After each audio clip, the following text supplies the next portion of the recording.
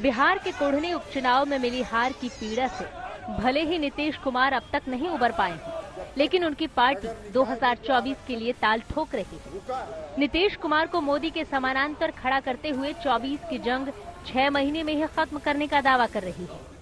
Bihar party के नेताओं से दोनों हाथ जोड़ करके सिर झुका करके हम कहना चाहते हैं कि 6 महीने के लिए नीतीश कुमार जी को दिल्ली भेज दीजिए और भारतीय जनता पार्टी की सरकार अपने आप से समझ। बहुत कम नेता बचे, मैं उसका उल्लेख करके किसी का जायका नहीं खड़ा करना चाहता, जो नरेंद्र मोदी से सीधे सीधे आंखों में आंख डाल करके मुकाबला कर सकते। नीतीश कुमार जी मुकाबला करेंगे तो न ईडी का डर है न सीबीआई का डर। पटना में जेडीयू राष्ट्रीय परिषद की बैठक में नीतीश कुमार आए तो थर्ड फ्रंट की थ्योरी को खारिज करके एक नई थ्योरी टॉस कर दिया। कुछ समय के बाद अधिक से अधिक पार्टियां एकजुट हो जाएंगी। अरे कह न रहा था कि थर्ड फ्रंट, तो हमने कहा थर्ड फ्रंट कहाँ है? अब अगला बार बनेगा वो मेन फ्रंट बनेगा।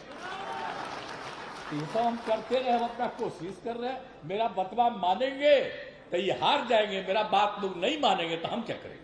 नीतीश कुमार के इसी मेन फ्रंट वाले सपने पर बीजेपी ने तीखा हमला किया।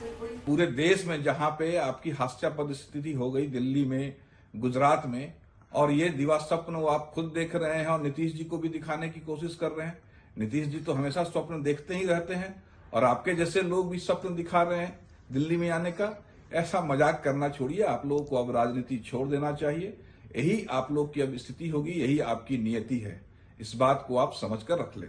इसमें कोई शक नहीं कि बिहार में जेडीयू की सियासी जमीन लगातार खिसकती जा रही है, लेकिन खुद को प्रासंगिक बनाए रखने के लिए उनके नेताओं की बयानबाजी भी गजब की है। बिहार के एक उपचुनाव की चर्चा समूचे देश में, मैं हिमाचल प्रदेश में भी नीतीश जी के निर्देश पर गया था वहां पर, और मैं बहुत जिम्मेदारी के साथ इस बात को कहना चाहता हूं, विपक्षी एकता के भी जितने फॉर्मूले हैं उसमें जो नीतीश फॉर्मूला 224 है, सिर्फ वही कामयाब होगा और कोई फॉर्मूला कामयाब नहीं। नीतीश का फॉर्मूला बिहार चुनाव में बेशक नहीं चला, लेकिन जेडीयू के नेताओं को यकीन है कि ये 2024 के लोकसभा चुनाव में जरूर चलेगा। आप लोग अपने उत्साह को बनाए रखिए। निश्चित रूप से जो अरमान जो है सब लोगों का, जो पार्टी ने जो मिशन तय किया है 2024 नीतीश कुमार जी के नेतृत्व में, उस मिशन में हम लोग निश्चित रूप से कामयाबी हासिल करेंगे। सब ये किए कि आप अपने हौसला को बनाए रखिए। जेडीयू के नेता नीतीश कुमार को प्रधानमंत्री का चेहरा बनाने में जुटे हैं, लेकिन हैरान करने वाली बात ये है कि जिन पार्टियों के दम पर वो 24 का ड्राफ्ट तैयार कर रहे थे, वही भाव नहीं दे रहे हैं।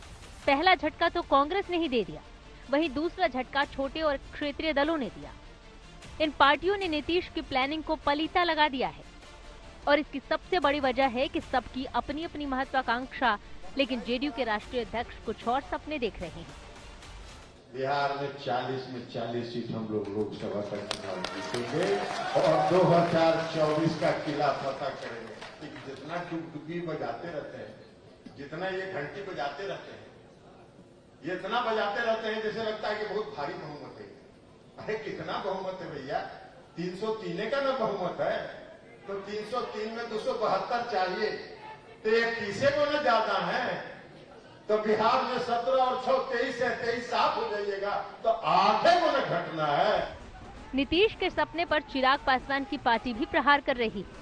तो आपने जब बिहार की ऐसा दुर्गति की, तो मुझे नहीं पता अगर 6 महीने में ऐसा कोई तिलस्मी पावर आपके पास आ गया और उसके बलबूते अगर आप पीएम बनने के सपने देख, तो अगर आप पीएम बनेंगे तो सोचिए हमारे भारत का हाल आप क्या करेंगे। तो ये बड़ी सोचने वाली बात है।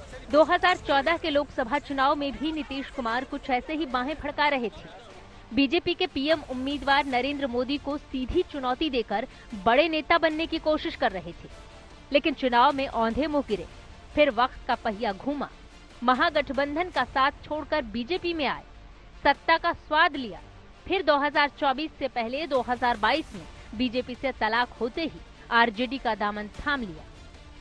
लेकिन बिहार की सियासत और देश की सियासत की तासीर बिल्कुल अलग अलग है।